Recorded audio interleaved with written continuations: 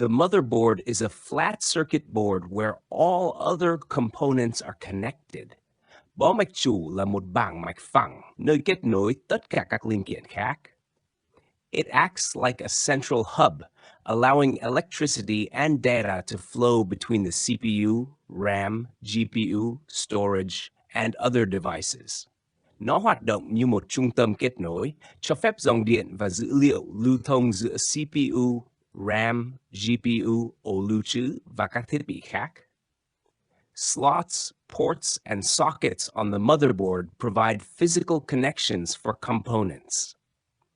Các khe cắm, cổng kết nối trên bo mạch cung cấp các điểm kết nối vật lý cho các linh kiện. Although essential, a motherboard is usually cheaper than a CPU or GPU because it mainly distributes power and data rather than performing heavy calculations. Mặc dù rất quan trọng, bó mạch chủ thường rẻ hơn CPU hay GPU vì nó chủ yếu phân phối điện và dữ liệu thay vì thực hiện các phép tính nặng.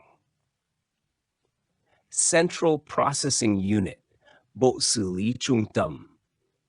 The CPU is often called the brain of the computer.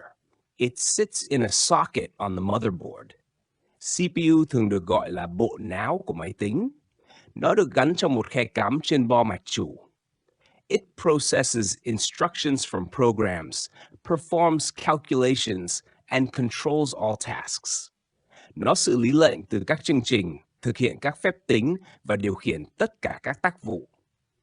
Every time you type, click, or run software, the CPU interprets and executes instructions. Mỗi khi bạn gõ, nhấp chuột hoặc chạy phần mềm, CPU sẽ giải thích và thực thi lệnh. Modern CPUs have multiple cores, allowing them to perform several tasks at once, multitasking.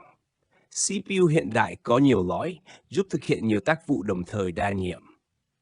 Despite its tiny size, the CPU is expensive due to its complex design and high speed. Dù nhỏ bé, CPU lại đắt vì thiết kế phức tạp và tốc độ xử lý cao. 3. GPU, Graphics Processing Unit, card đồ họa. The GPU handles images, videos, and 3D graphics. GPU xử lý hình ảnh, video, và đồ họa 3D. While the CPU focuses on logic and general tasks, the GPU is specialized in parallel processing, making it ideal for rendering images or running games. Trong khi CPU tập trung vào logic và tác vụ chung, GPU chuyên xử lý song song, rất phù hợp để dựng hình ảnh hoặc chơi game. Dedicated GPUs are separate cards that plug into the motherboard. Integrated GPUs are built into the CPU. Card đồ họa rời là card riêng gắn vào bo mạch chủ. Card tích hợp nằm trong CPU. Powerful GPUs are needed for video editing, 3D modeling, and high-end gaming.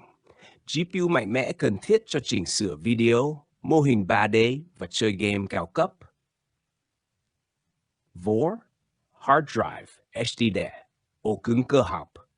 The hard drive stores operating systems, software, and personal files. Ổ cứng lưu trữ hệ điều hành, phần mềm và dữ liệu cá nhân.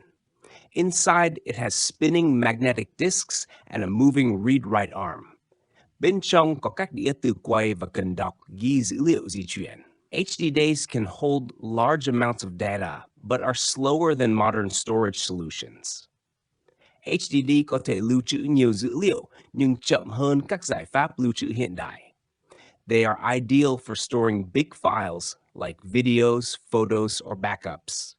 Chúng thích hợp để lưu trữ các tập tin lớn như video, hình ảnh hoặc sao lưu. RAM, Random Access Memory. Bộ nhớ tạm RAM temporarily stores data that the CPU needs to access quickly. RAM lưu dữ liệu tạm thời mà CPU cần truy cập nhanh. Think of it as a workspace. The CPU can quickly grab information from RAM instead of slower storage. Hãy tưởng tượng nó như bàn làm việc. CPU có thể lấy dữ liệu nhanh từ RAM thay vì ổ cứng chậm hơn. However, RAM only retains data while the computer is on. Turning off the computer clears everything. RAM chỉ giữ dữ liệu khi máy tính bật. Khi tắt, mọi thứ sẽ bị xóa. More RAM allows a computer to run more programs at once without slowing down. RAM nhiều hơn cho phép máy tính chạy nhiều chương trình cùng lúc mà không bị chậm. 6. SSD, Solid State Drive, ổ cứng thể rắn. An SSD functions like a hard drive, but uses memory chips instead of spinning disks. SSD hoạt động giống ổ cứng nhưng dùng chip nhớ thay vì đĩa quay. This makes it faster, quieter, and more durable. Điều này khiến SSD nhanh hơn, êm hơn và bền hơn. Most modern computers use SSDs for the operating system and applications to improve performance. Hầu hết máy tính hiện nay dùng SSD cho hệ điều hành và phần mềm để nâng cao hiệu suất. Although more expensive, SSDs reduce loading times and improve responsiveness. Dù đắt hơn, SSD giúp giảm thời gian khởi động và cải thiện độ phản hồi. 7. Cooling system, hệ thống tản nhiệt. Computers generate heat, especially the CPU and GPU. Máy tính sinh nhiệt, đặc biệt là CPU và GPU. Fans, heat sinks, or liquid cooling systems help dissipate heat. Quạt, tản nhiệt hoặc hệ thống làm mát bằng chất lỏng giúp tản nhiệt. Proper cooling prevents damage and maintains performance stability. Tản nhiệt đúng cách giúp tránh hư hỏng và duy trì hiệu năng ổn định. High-performance systems often require advanced cooling solutions. Các máy hiệu năng cao thường cần các giải pháp tản nhiệt nâng cao. 8. Power supply.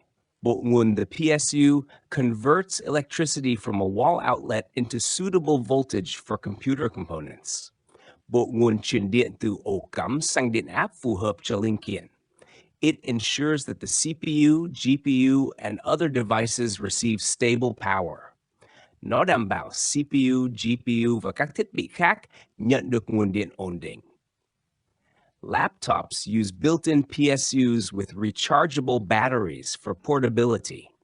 Laptop sử dụng bộ nguồn tích hợp với pin sạc để có thể di chuyển. Wireless card, card mạng không dây. This card allows the computer to connect to Wi-Fi networks without cables. Card mạng cho phép máy tính kết nối Wi-Fi mà không cần dây cáp.